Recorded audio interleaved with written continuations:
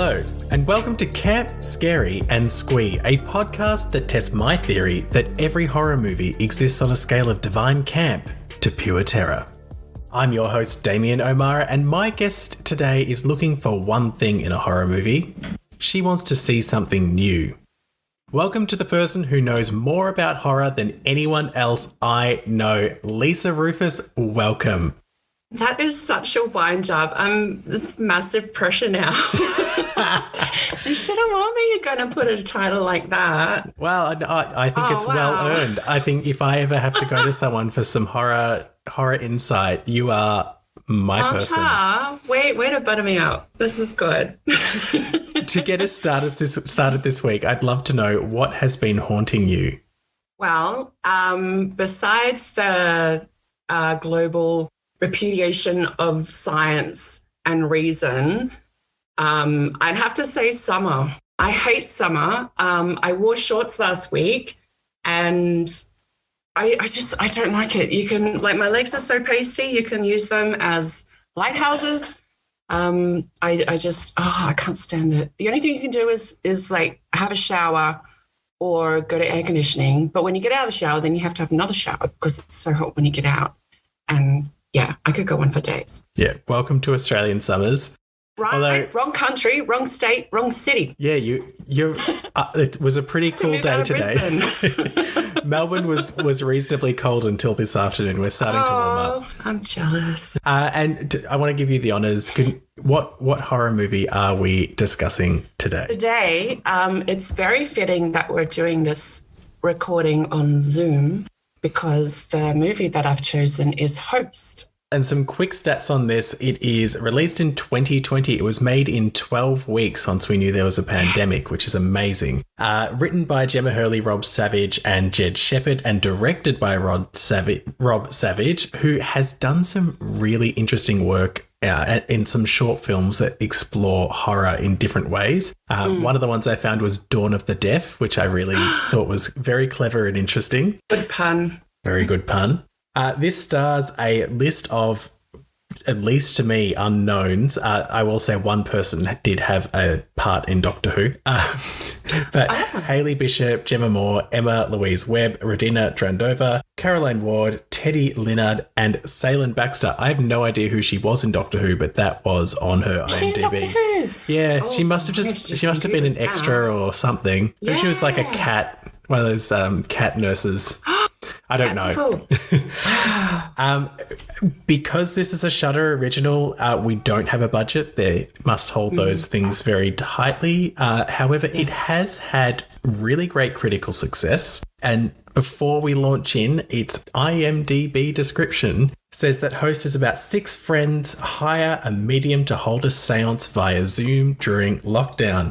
But they get far more than they bargained for as things quickly go wrong. And a spoiler warning, we are about to talk about what happens. Spoilers, klaxon.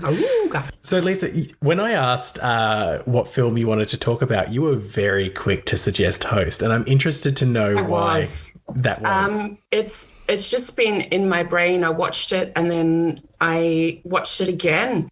It's 56 minutes long. So such a great length. Pop in a conditioning treatment and, sit back and relax. Don't relax. It's a horror movie. But it's just, there are films that you watch throughout your lives and some of them just stick. They haunt you, they linger. And this was one of them. I only watched it a couple of weeks ago. I only got Shudder recently because it's in Australia now. And it just blew me away. It's like you said, the one thing that I want to see in a film is something new. And although people have done seances and, since the dawn of time, they've brought a new element into it, having it on Zoom.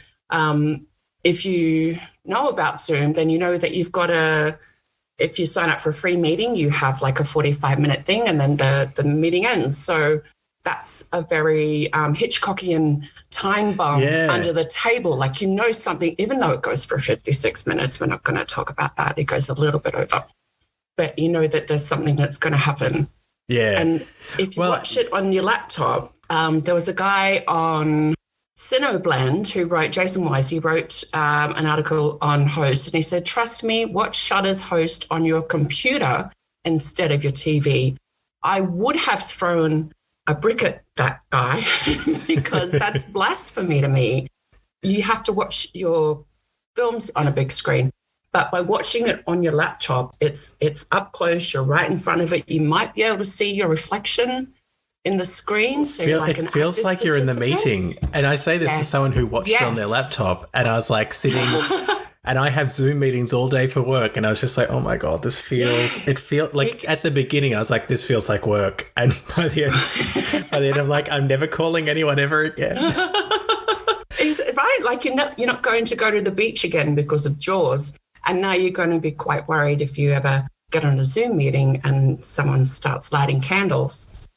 It's one of the things I liked about this, and the director Rob Savage said in an interview that one of the reasons he went with Shudder, because he had this idea, you sent this to me, I did not know this, it started out as like a kind of prank video thing that he did with his friends, and he released it on Twitter, and it went kind of viral, and it acted as very Evil Dead in the sense that they kind of did a test and then went out to market.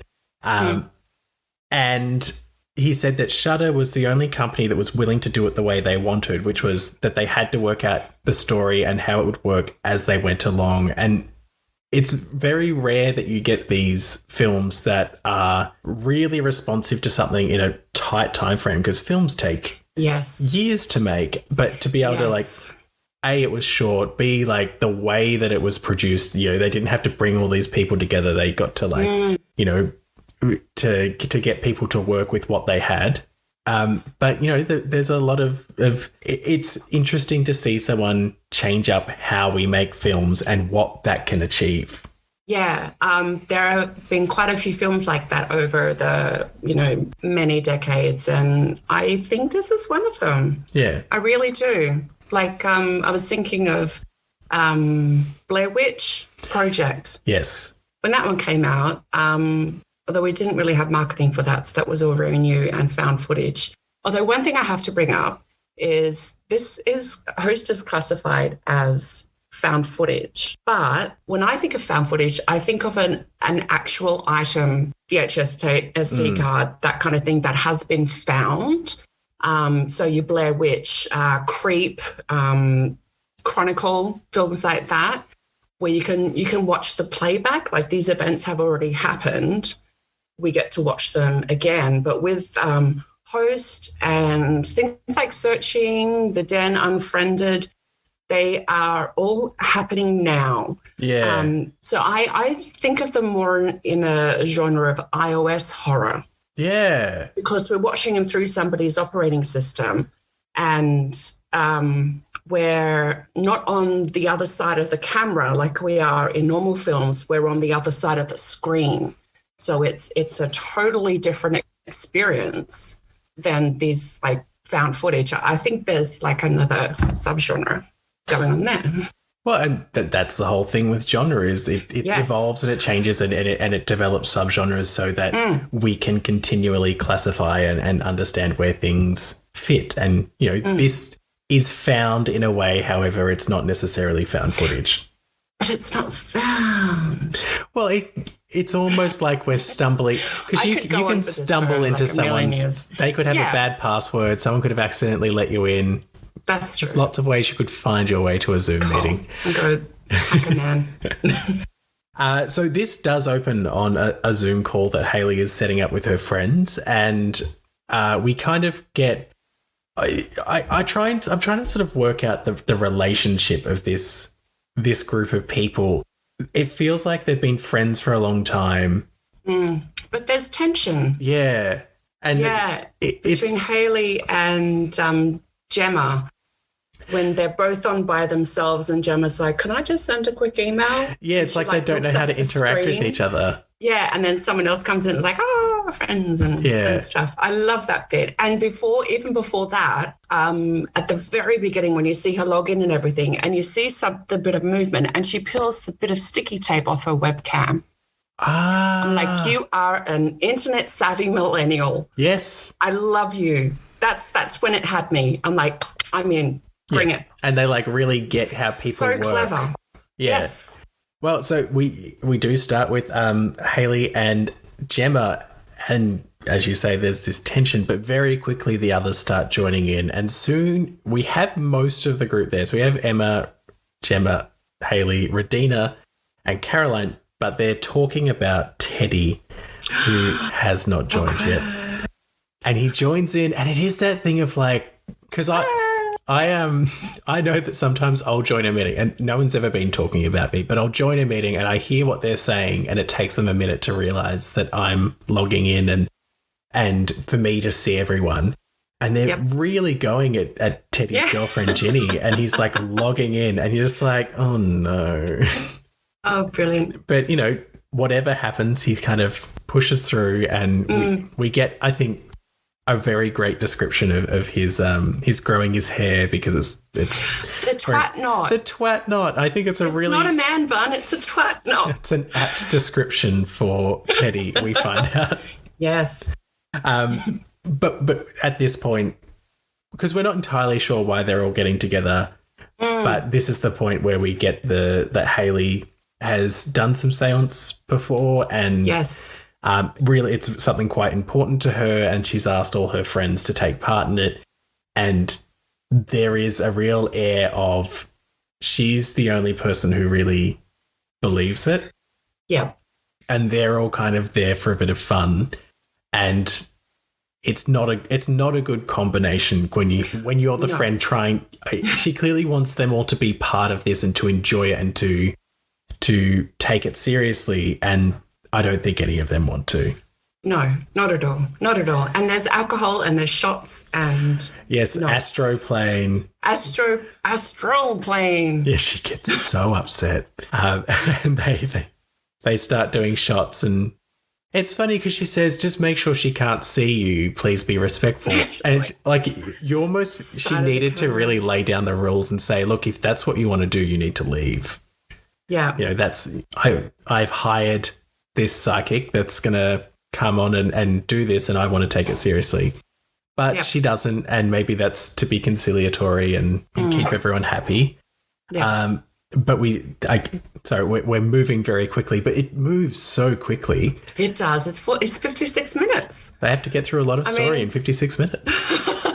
Yes, and you can. There's, as you said, you know about the relationships between these people, even though you might spend like a 20 seconds. You know there's tension between Haley and Gemma. Yeah. And it's just there, boom, it's out there. And the group is like Teddy's in this newish relationship, and everyone's kind of not sure how they feel about this additional person. Radina's also in a new relationship that they moved in right before lockdown. Just very bad idea. And we see an argument between them very quickly, and him going off to the bedroom. He went to the bedroom. Yeah. Yeah.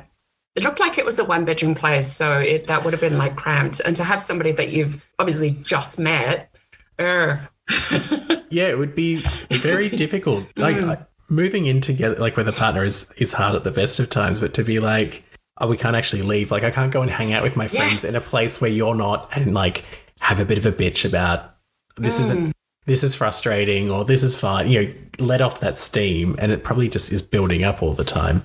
Yeah. I do have to mention Carolyn's dad. He comes in and he's like, he's going outside, even though he's not supposed to be going. It was such a boomer thing. Like, the boomers are the ones that are going outside and breaking lockdown. Where are your parents? And then he flashes the video. Like, yeah, he's like, look at my tan. It's tan. Oh, that was so good. It's so British. So he must have left the house as well. I guess he was going outside. Probably went to the pub. Yeah. Yep. We get Salen joining us, who is here to facilitate this seance and to make sure they do it safely and people have an experience that they want to have. And it very quickly becomes evident that there are a few challenges. One is them all kind of coaxing her to say astral plane. Yeah. Which I really loved. Like, It felt like they'd done their research in what to ask to get her to say. Yes. Like, can I talk? My grandparents speak Chinese and I don't speak Chinese. Are they going to be able to on the astral plane? Will I be able to talk to my cat? Yes, as I said, there's no language on the astral plane. Another drink. What's that place called again? I can imagine Hayley just being like, I fucking hate all of you. She got up and stormed out. Is that where she gets up and storms out? Or maybe it was a bit. I think it's later. Oops. Oh no, we'll jump around. But everything starts, and they light their candles. They're kind of forming this circle. What I like is that, because, there's rules to a seance, and yes, Seylan spends some time explaining how the rules are different and how they have to handle things differently because they're not all in the same place and they don't have the same ability. She talks about that there is an increased risk, and she... that was clever. Yeah, I think that was really clever. And just that kind of, you need to imagine a rope kind of pulling you out the door, and to cut that rope and blow out your candle, and gives them these kind of safety instructions of what to do. Yes. And we know what happens when you don't follow the safety instructions in horror films. Oh, yes. Got to follow the rules. Don't read the Latin. It's very important. It's only because I recorded Cabin in the Woods the other day. And so don't read the Latin. Fantastic. And then we talked about Evil Dead. We talked about Evil Dead, where they read the Latin. They read the Latin. One of my notes here, so everything's getting started, and one of the things that kind of stands out to me is the way that Teddy, like, you can tell that he's really not taking it seriously. And I think it's something just personal to me when someone's vaping. I just go... But he said that he broke quarantine to go to wherever it was to get that music box. Oh, yes. So I think that he did. It was just that his girlfriend... Ginny. Oh, yes, because I think he wanted to. When if they she close their wasn't eyes. there, yeah. they would have been fine. Yeah. When they close their eyes, she comes along and starts... Yeah, and blows out the candle. And then what? And then she just, like, signs him out of the chat. Yeah. Thanks, Teddy. Everyone's a bit upset about that. We'll see you in Act 3. Yes. Well, we will see him in Act 3. If he could, he would regret dialing back into that meeting. Right? Yes. Everything, I credit to Seylan. I probably would have gone, do you know what? This isn't going to work out well. I would have been out of there. But she keeps it going, and pretty soon there's a light behind one of them that they're kind of talking about as... Ellie, yeah. Yeah, and trying to make connection with these spirits. And it's that beautiful thing in horror where they're building tension and then they have to break it somehow. And she gets a knock at the door. Yes. She asks. Oh my gosh, I love that bit so much. Oh my God, I'm sorry, that's my delivery. Okay, maybe that was a little bit camp. Yeah, a little bit.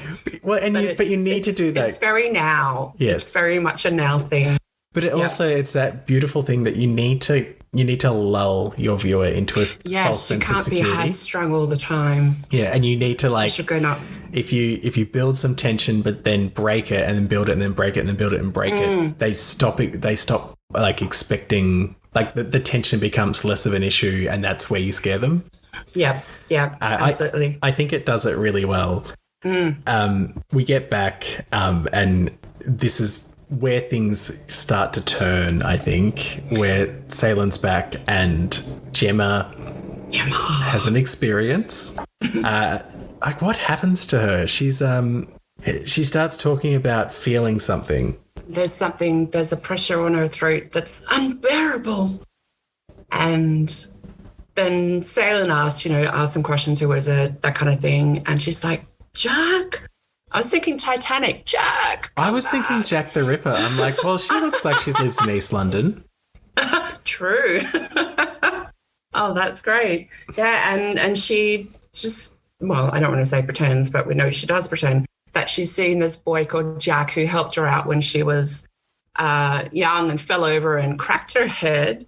And he was really, really kind. And then she holds her throat and said he hanged himself.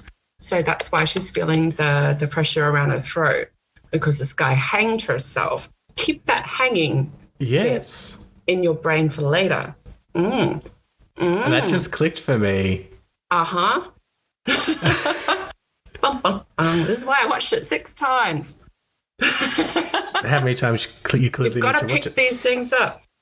Yeah, Salen isn't there. Oh, then that's when Salen it goes cuts away. out. Something goes wrong and Yes, it cuts out. If you look at her screen, at Salen's screen, something falls off and it cuts out.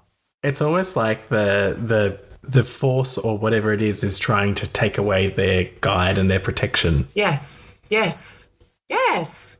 Oh, Oh, well, you got and me they there. did. So, yeah. She was gone. And very quickly after that, Gemma reveals, It's not true. yes, She made him up. made him up, and Hayley is very upset. That's when she gets upset. I'm going to pee. Yes, that is.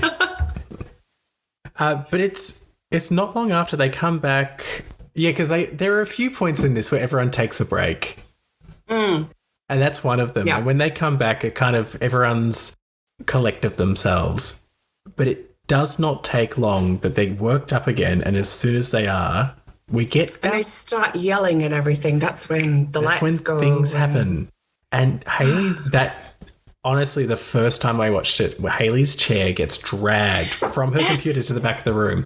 I it was would good. love to know how because there's all these articles about They him had to talking do about. that themselves. Yeah, they had to set up all their own practical effects, and I would love to know how they did it. They talked about getting care packages from him, here's the stuff you need in order to like some band-aids and oh no, more like here's the rope and the pulley and the some knee pads. I hope there is a making of. oh, it would be so That'd be interesting. wonderful to see I how just they did that. there are so many there are a few things that were clearly done in post, but there are so many things that you just go like The doors opening, or the cupboards opening. yeah, that must have been something that they set. Yeah. I think in my head, because it's a Zoom meeting, I'm like, they did it all in one take. They clearly didn't. But I like to think it was this perfectly timed. Yeah, they got all halfway real. through and it's stuffed up, and they're like, oh, we'll start again. Brilliant. But yeah, it's just that first kind of shocking moment of something that really throws you off, and it's the first proper kind of scare of the whole thing. Yeah. Every other scare has been a joke or a Gemma. Yep. yeah, or or the Ocado order, Yes. and things start to everyone kind of has an experience in quite rapid succession. The one that really stood out to me is hearing something in the attic, which comes from the initial The tweet. Yes. initial The initial tweet. video. Who was it that had that happen to them? That was Caroline. And she gets her selfie stick. Yes. Which, again, a very British thing. I've never really grown up in a house where you had an attic that you stored things in. Nope. But yeah, they kind of pull it down, and so my understanding. So she doesn't go up, but she sticks her selfie stick up, Yeah. and so everyone but her sees The legs. the legs hanging. Hanging. Yes. Yeah. Which They're like, go back. And it's gone. oh yes. There's nothing there anymore. And this one's interesting because it, for me, wasn't a jump scare, but I feel like it built that tension further. Yeah. If you watch the video that Rob Savage did, Yes. that was more of a jump scare because you weren't expecting anything. Well, and but this you much kind of know, closer. there's got to be something in the attic. It's just a thing. Yeah. But Well, and also in his video, it's much closer to the camera. It's an active thing. Yeah. Whereas this is benign in the sense that it's hanging and yeah, appears. legs, Yeah. not screaming. Which is terrifying, but Yes. But quiet. it's pretty soon after this that they finally get a call from Salen, who was struggling to get through to them. Have I missed something? Haley calls her. Yes. Haley is the one because she's having her lights are going out. Emma's glass shatters, her wine glass shatters. Yes. Oh, I forgot about that. And they all start freaking out, and Haley calls Salen, and Salen's like, "Oh, I've been trying to, my internet dropped out. Blah, blah, Yeah, blah. Is I'm so everything okay? sorry. Have you made contact with Jack?" And they have to reveal. In fact, I quite like this in a way, because I feel like if I was Haley, I would have been like, Gemma made him up, but she is still royally pissed. And it's like, I don't know, Haley, have we made contact? Sorry, I don't know, Gemma, have we made contact with Jack? And then they reveal. My note here around this call is once Gemma made him up, and then it's that they've Salen again provides the rules and kind of is our she's the exposition. Yeah, she provides that exposition of why this is happening. And she says, you've created a mask, and if we're lucky, it's just another spirit. What if we're not lucky? Yes. Oh, my God. I guess all this bad stuff has happened. Great, yeah. Such good actresses, even if they don't have any or many credits. They're really, really effective. Yes, so effective. Awesome performances. Every single one of them. When you think of everything they had to do as well, they weren't just the actors, they were doing every single part of this. And sliding camera. Yeah. I think there were family and friends helping in the background, but they were. Have to be. They were a metre and a half away, though. Well, if they lived in the same household. That's true. But Salen asked them to do a couple of really important things, to ask, do you have a message for us? And there's lights kind of flicker. And then to ask, are you a friend? And this got me, like, it shouldn't have, it wasn't that big, but it just, like, I was just sitting there. I think I was like, it was the first time I was watching it, I wasn't watching it properly. I was doing some work in the background. Yeah. And I was like, are you a friend? And I looked over and it was just like bright lights, everyone screaming. I'm like, well. Not a friend. No, not a friend. Not a friend. And so everyone follows the instructions. They imagine, well, actually, no, she says, remember, you've got to cut the rope, and then it gets cut off, doesn't it? The phone gets cut off. Yes. And so they all, without Salen's guidance, cut their ropes, blow out the candles, and very quickly calm down. Very quickly. And like, oh, that's cool. I'm going to go. Well, someone takes their phone, their laptop to the bathroom and pees. Regina. Yes, Regina did that. Like, I would probably do that too. Really? Oh, no, I'm too pee shy Given the for that. circumstances, your friend has just been dragged across the floor on her chair. Oh, it's all good. I would have asked more questions. Yeah, I was surprised at how quickly it calmed down and people were sort of getting ready to log off. Maybe it was the demon spirit ghost thing had a lull in their bandwidth. Ah. Maybe they're upgrading the NBN or something, and if you're going to be that many, if this was in Australia, Australia's internet could not handle a demon. No, which is good, I guess. Yeah, maybe they're helping us. Yes. Haven't you noticed the lack of internet demons? I haven't got any. Yeah. Well, I guess we have a particular government to thank for slowing down the rollout of the NBN. We do. Although they are upgrading it now. They are, yes. Oh, privatising it though, aren't they? Oh, gosh knows. This just took a political turn. That's way too much. Yes. Some things are happening though. Regina's boyfriend, we think, has left. Everyone's they haven't left, and they were waiting for someone to come back. They were waiting for... Regina went away to call her boyfriend to see where he was. Yes. Yeah, and so his phone was in the bathroom. Down the hallway. Yes. And I think she was... So that was happening, and then... Do you know what we haven't talked about?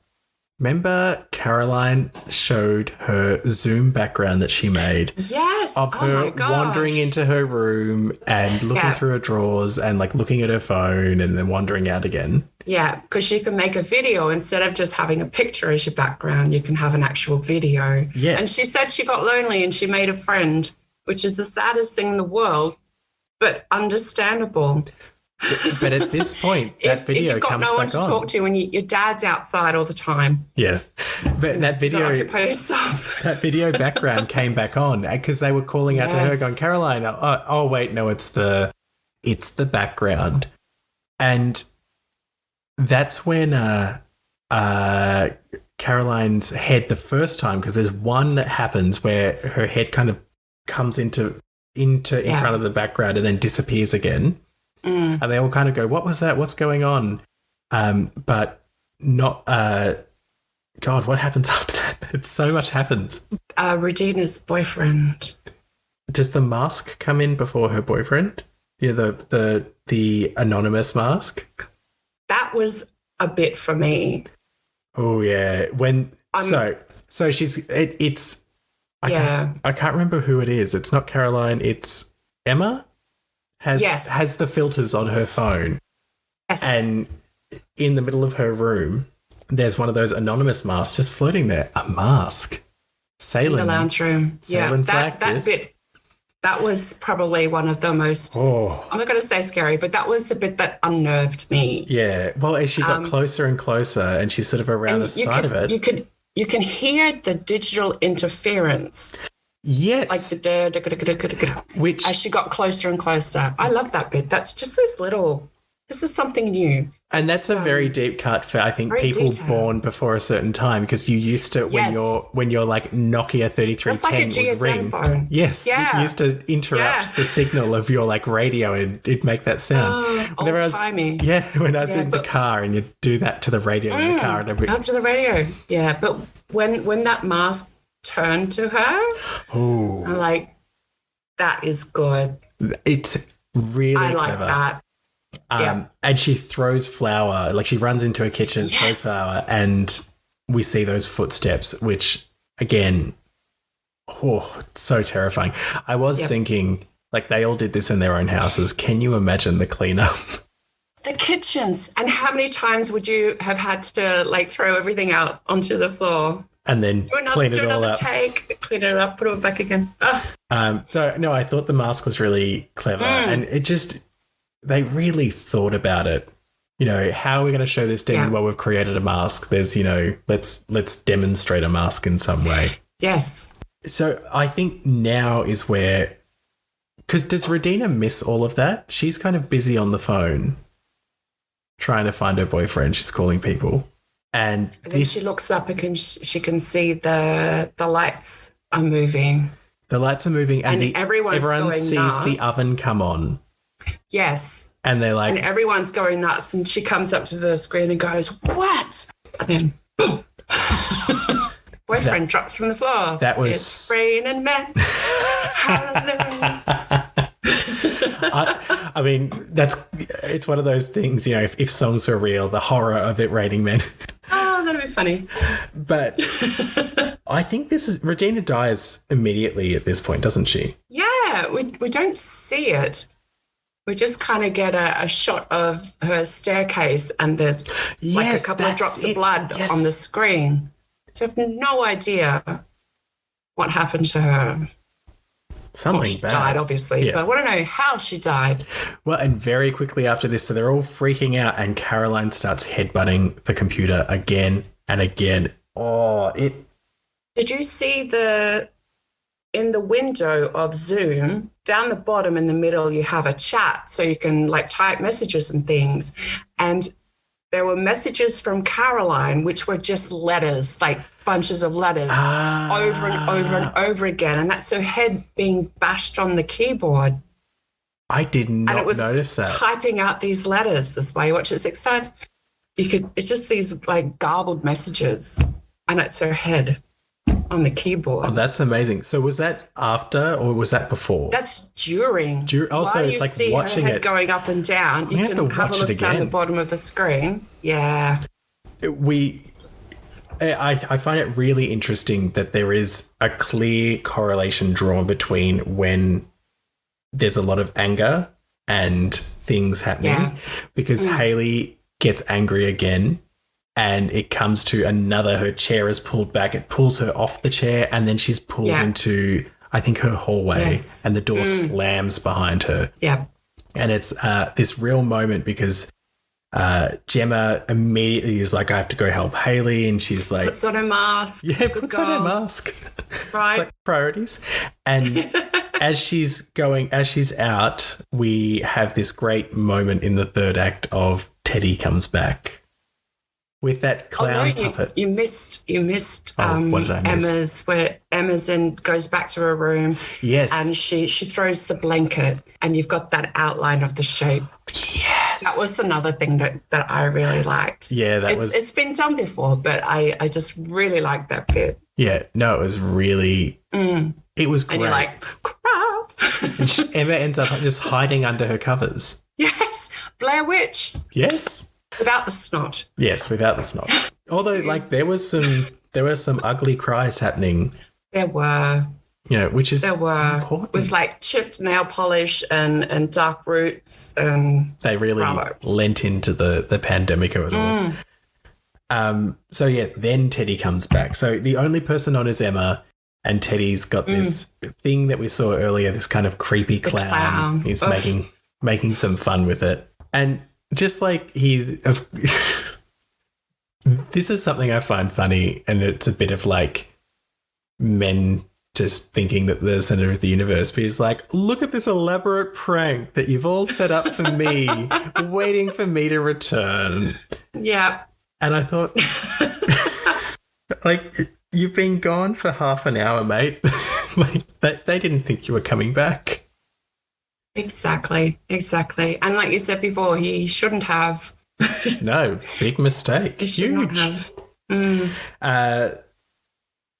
Teddy very quickly succumbs to whatever is happening. I think this is my favorite scare on the stairs. And very close to the original. We actually see we see the face, and it's just long enough. Like, you almost don't register it. And I really, like, when I saw it, like that one as well, I wasn't expecting. Like, things were moving so quickly that I was doing that thing where I was like, ready for everything. And then we moved to a new location and I relaxed a bit. I shouldn't have. Yeah, because don't relax. Just as he turned it onto that staircase, his face just at an odd angle, just staring at you, and like, it really gets reminded me of the demon that you see in Insidious, the red, yes, and black, the crazy hair, and it's like just really quick, and it was that kind of or the one in The Exorcist, where it's like a couple of frames. You see Pazuzu. Yeah, but I feel like that's kind of what you need for this kind of thing. Like, there is such a risk to kind of linger. And like, you know, something tells you, oh no, I want everyone to see this thing. But actually you don't want everyone to see it. You kind of want people to miss it. Yeah. Less is more. And it's also, you can kind of see how it's gained strength and like started off as just this mask, and then you can see the footprints, then you've got the outline, and then you see the physical manifestation of like it's getting stronger from everyone's energy or bandwidth. You're absolutely right. Like every time we see it, the form has it's taken more of a form. Like the form has advanced. Yeah, which is that's really clever. I didn't notice that at all. 6 times. I'm clearly not watching things enough before I do these episodes. I get obsessed with things. So when I'm trying to work out where we're at. So so Teddy, we kind of follow him for a while, don't we? Yeah. He kind of comes back and they're like, we're just going to kill Teddy now so that we can get back to everyone else. Yeah. So one of the, like, things are going wrong. We hear the music box, but interestingly, Ginny throws herself off. Is it into the pool? I think she's dragged. This is my third bit that I loved in it. She's dragged up and you can see her flailing, and then her neck cracks and she just plonks straight down into the pool. Ah, right. That was brilliant. I love that bit too. So something drags her and just cracks her neck. That must have been After Effects. They weren't sending any practical effects away. Oh, they may have had like a rig or something to. That'd be a hard thing to distribute during a pandemic. Yes, one crane. One crane, please. Who ordered a crane? No. So Emma is watching Teddy. He ends up in. Is it a barn? It looks like a barn. I know it. Like I know that he was at Ginny's parents' place and it was huge and a bit of a mansion. And I was just like, okay, there's a barn there as well. How convenient. There are barn things. Yeah. Stables, maybe. Yeah, they look like horse people, don't they? Yeah. But he is lighting the way with a lighter. As you do. Can I just say, in a horror film. all of these people have phones. And every phone has a light on it. What? And he's got it with him, obviously, because we can see him. Just swipe down from the top right. Yeah, flashlight. I mean, I don't think he would have survived either way, but he at least wouldn't have burnt himself to death. He had a lot to drink. Yeah. But yeah, he's lighting his way with a lighter. It's such a twat lighter as well. It's one of those old ones. Just buy a normal lighter from the store. It's got to be a Zippo. Yeah. And he very quickly gets knocked out with the music box. I don't know. It was too fast much was to going see. on. And catches on fire. It looks like I don't know how they sort of added the fire in. To me, it almost looked like it was a cardboard cutout picture of him that was catching on fire. Because it just the way that it started burning, it sort of went across the surface really quickly. Kind of like half his face. I was like, maybe I wasn't sure. I thought it looked good, but I was like, a part of me was like, maybe that's how they did that. I'm always expecting to see that gel that they like have to cover their bodies, and I didn't see it. Maybe that was something that they did in post. Well, yeah, I can't imagine in this kind of scenario they would have actually lit a person on fire. Maybe. You never know. He may have been a stunt person. He may have been. I think they did know stunt people. Right. In one of the articles. Maybe he really catches on fire. Some stunt people. Yes. Emma witnesses all of this. And is the only one too, because Gemma's too busy getting to Hayley's house and Hayley has been taken away from her device. Conveniently. Yeah. Yes. So she kind of witnesses it all. And I honestly, I have notes. I don't know how Hayley falls out that window. I know she opens it up. I think maybe that's the only way that she can get out, and she can climb down safely. But I think she must get pushed because she lands quite a way away from. Yeah, it's like she's phone. And I love seeing the phone go down. You can see the phone, and it just lands on the grass, and you see her going bah. Yeah. On the wooden table. Absolutely smashes that table. Good. There's a part of me, I don't know why, I sort of saw that and I was like, because I love zombie films so much, I was like, and now she gets up. But no. Yeah. She's well and truly dead. Yeah. We then get to Gemma breaking, we hear a window break.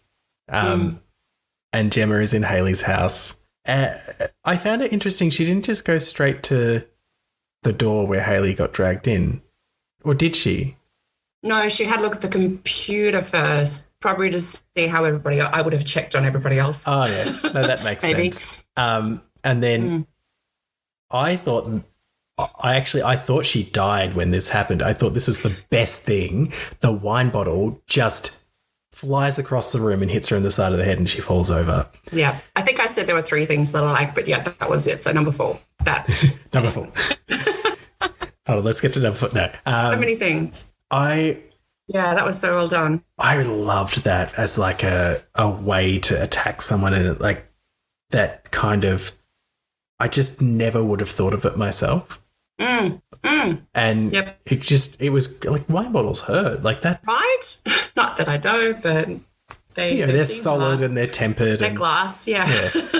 But she sort of drags the laptop down so we can see her, and she's in pain and on the ground, and we get that amazing Paranormal Activity style, all the cupboards and drawers just burst open, and she is just terrified and uses that to then rush into the hallway where Haley is gone. That was a little, it irked me a little bit that I know you have to get the vision down to her somehow, but it just felt like hitting the table, bringing the laptop down with her. It was a little bit hokey. I know you have to do it somehow, and the way they did it was good, but it's just... It was very much a like, we need this to get from here to here. Yes. And we it ended up being quite a clunky way of getting it down.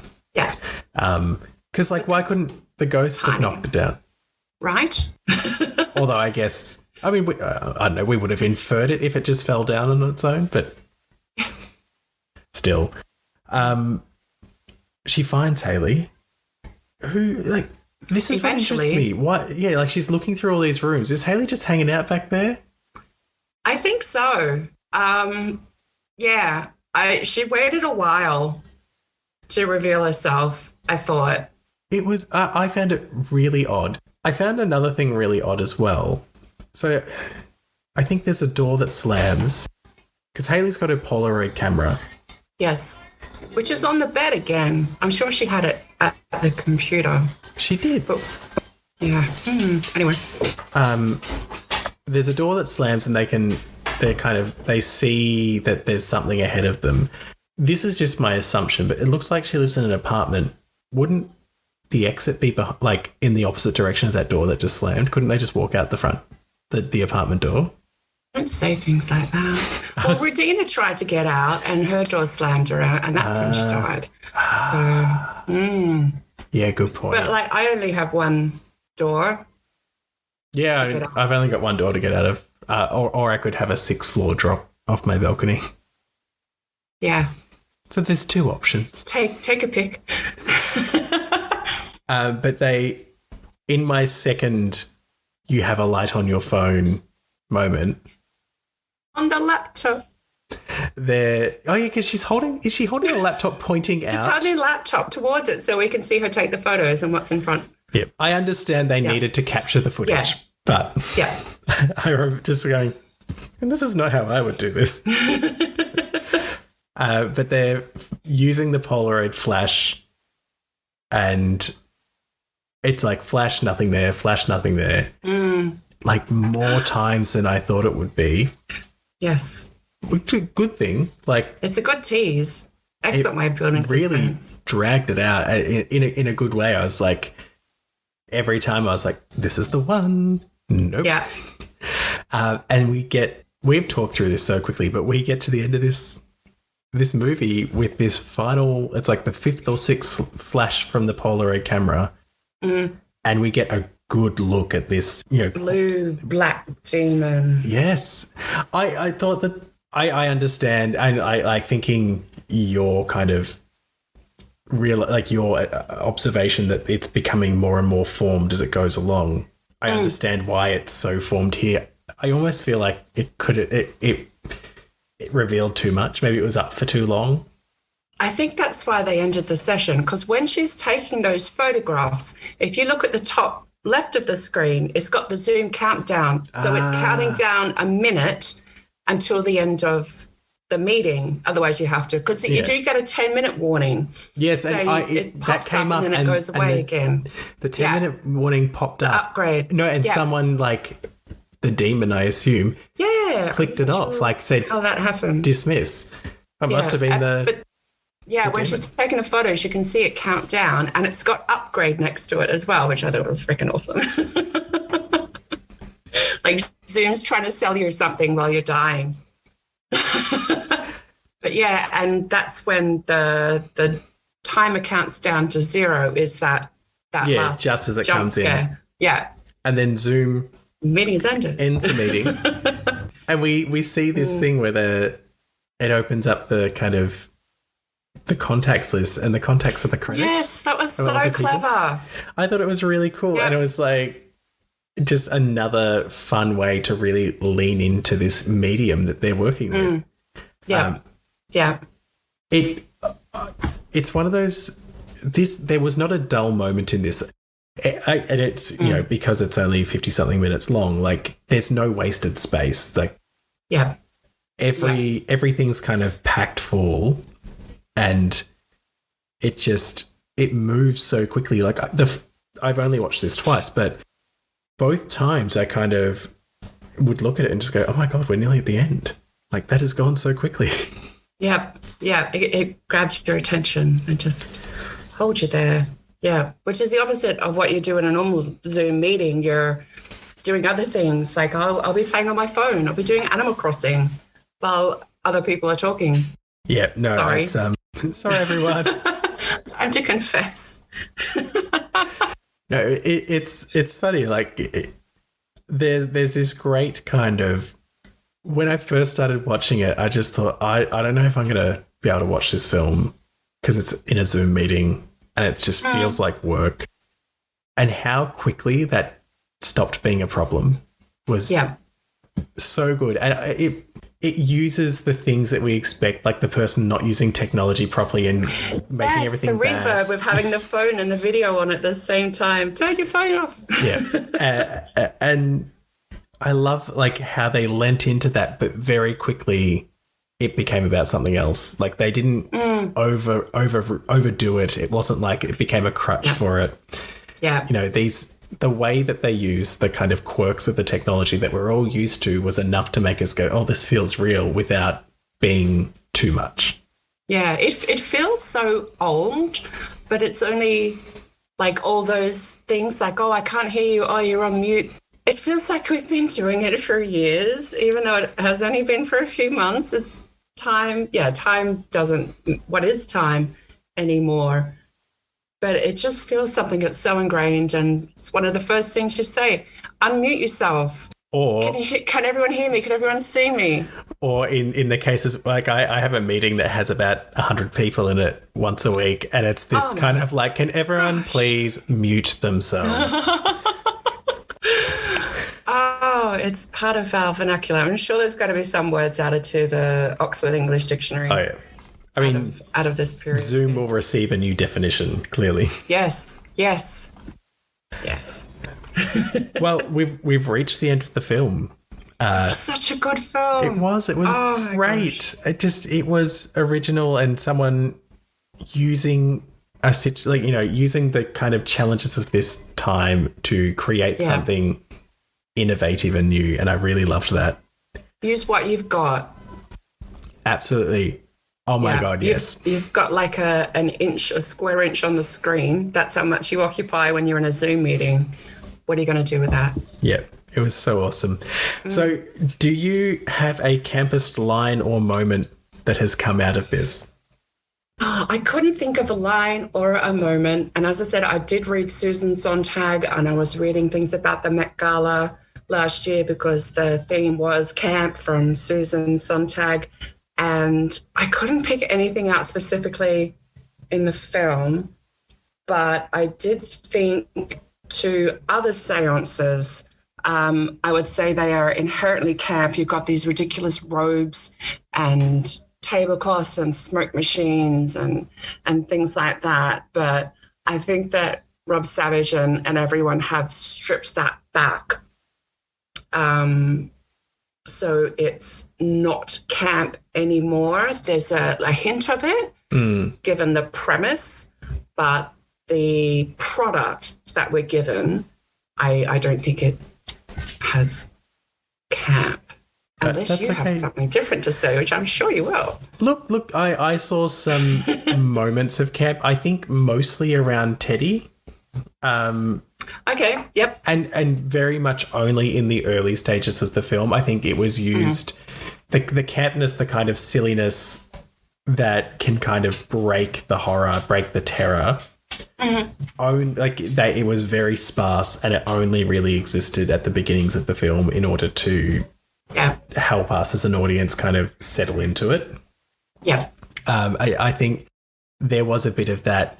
Probably the one camp moment in the whole kind of when it was scary was when Salem called and Haley was like, I don't know, Gemma.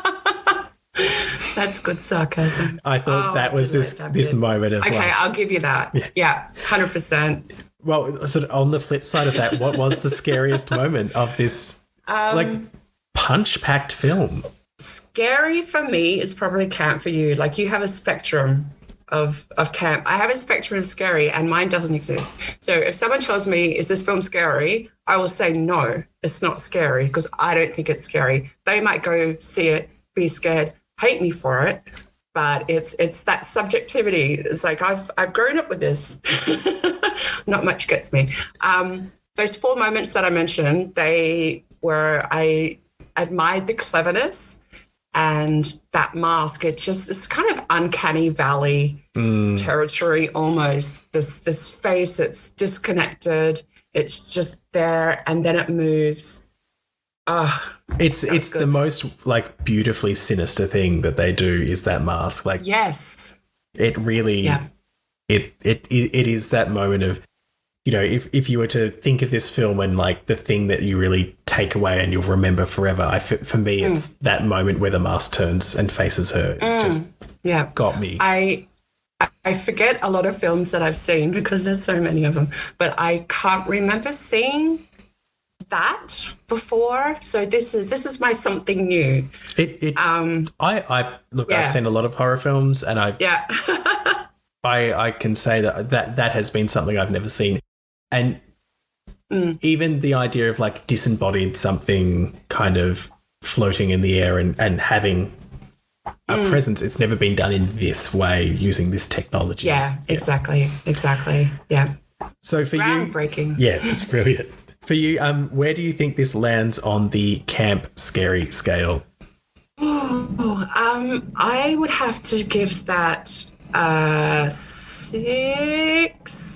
So predominantly, so everyone playing at home, that means that a 6 is predominantly scary with just some incidental moments of camp. Yeah. So it's because I wouldn't go the full pure terror because again that's your own spectrum. But yeah, and especially now that you've mentioned that, why don't you tell him? I don't know. And with Teddy as kind of comic relief in the beginning, then yeah, I would say there's incidental camp. Yeah, but it does this is very close to a very pure scary movie. I think all good scary movies need a bit of camp to do that kind of audience breaking tension, lull them into a false sense of security. But I do agree. Yeah. No, this has been really fabulous. Thank you so much, Lisa, for taking time out of your day and joining me.